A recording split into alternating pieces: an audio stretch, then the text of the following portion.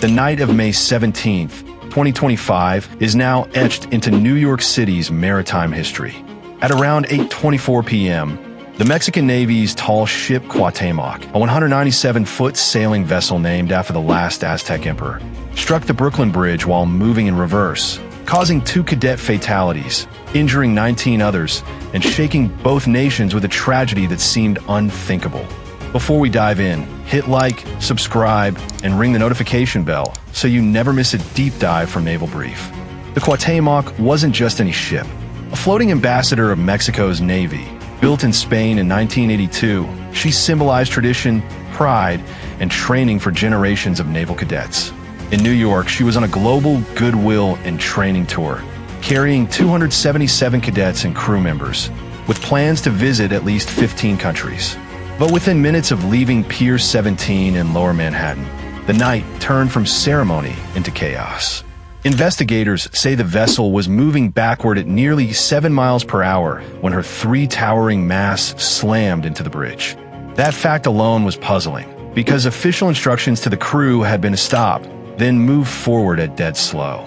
Instead, the ship's reverse speed suddenly increased, and with less than a minute to react, the accident was unavoidable.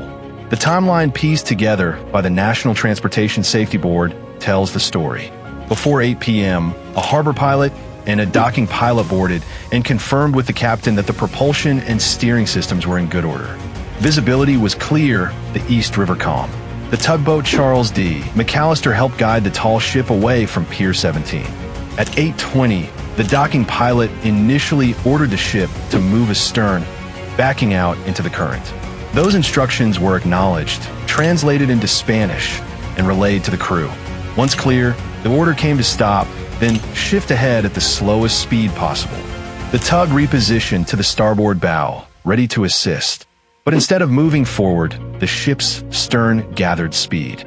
From 3.3 knots in reverse, it climbed past 5.9 knots, even as commands for forward movement were being issued. At 8:24, with no room to recover, the Cuauhtémoc's 3 masts smashed against the bridge span, splintering like matchsticks. Eyewitnesses described a surreal scene.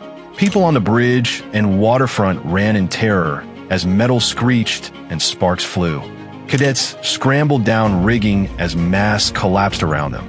One bystander described it as watching a cathedral fall into the river. 2 young cadets, 20-year-old America Yamile Sanchez and 23-year-old Adal Jair Marcos, lost their lives. They were on the mast and plummeted to the ship's deck during the collision. 19 others suffered injuries, some serious. For their classmates, it was supposed to be a voyage of learning and honor. Instead, it became a night of trauma that no sailor forgets. New Yorkers looked on in disbelief. The Brooklyn Bridge has stood since 1883, an icon of endurance. But its masts reached 160 feet, while the bridge's clearance stood at only 134 feet. Watching a foreign naval ship crash into its span turned a maritime mishap into a civic nightmare. Why was the Cuauhtémoc still reversing? That is the mystery investigators are trying to solve. The preliminary NTSB report noted scraped paint on the stern and a deformed rudder post, suggesting possible steering issues. The Mexican Navy acknowledged that no distress call was formally made, though requests for tug assistance were radioed, just 45 seconds before impact. Some experts speculate on an engine or transmission malfunction.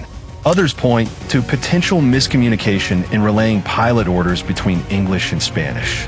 Whatever the reason, the result was catastrophic. Both pilots and the tug crew passed drug and alcohol tests. Now, the focus shifts to the propulsion system, control linkages, and the decision-making process on the bridge that night. The NTSB has cautioned that the full report could take over a year. The damage estimate exceeds $500,000, but the real costs run deeper. For Mexico, the Cuauhtémoc is a source of pride, a vessel that has sailed to ports around the world as a symbol of culture and friendship. To see her crippled in New York Harbor and to mourn the loss of 2 cadets was a national heartbreak. For the United States, questions about port safety and oversight loom large. How did a naval tall ship lose control so quickly? Were the systems truly in good order, as the captain assured? And could tug assistance have been mobilized sooner? Politically, the accident has strained cooperation. The NTSB has asked for full access to the ship's data systems, but under maritime law, Mexico retains control of the investigation on its vessel. Cooperation has been cautious, though ongoing. For families of the cadets lost, each delay feels like another wound. After the crash, the Cuauhtémoc was towed to a Brooklyn shipyard.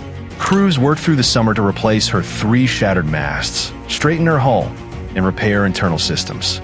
By September, she conducted cautious sea trials, her sails once again climbing against the New York sky. She passed a 72-hour sea trial. For some, it was a testament to resilience. For others, a reminder that the central questions remain unanswered. The Brooklyn Bridge, inspected immediately after the collision, was declared structurally sound. But for many New Yorkers, the image of a Mexican Navy tall ship entangled in its span lingers like a ghost. This tragedy underscores the dangers of tall ships operating in crowded waterways. The Cuauhtémoc was built for training and tradition, not the split-second demands of a congested river channel.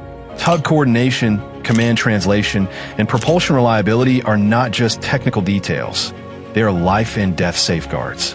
For the cadets aboard, the voyage was supposed to be about learning seamanship, teamwork, and discipline. Instead, it became a lesson in vulnerability. 2 young sailors paid the highest price, and their classmates carry scars that will last a lifetime. For maritime authorities, the collision is a call to review safety procedures for naval and tall ships visiting U.S. ports. Should there be stricter tug requirements? More bilingual command standards? Stronger contingency plans for propulsion failures? These are the questions investigators and policymakers must confront.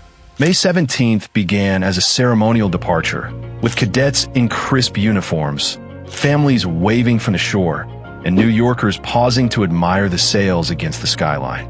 It ended in disaster. 2 lives lost, others injured, a ship crippled, and a city stunned. The Cuauhtémoc sails again, continuing its voyage as an ambassador and knight of the seas, but each port it visits now carries the shadow of that night. Until the full investigation is complete, the exact chain of failure will remain uncertain.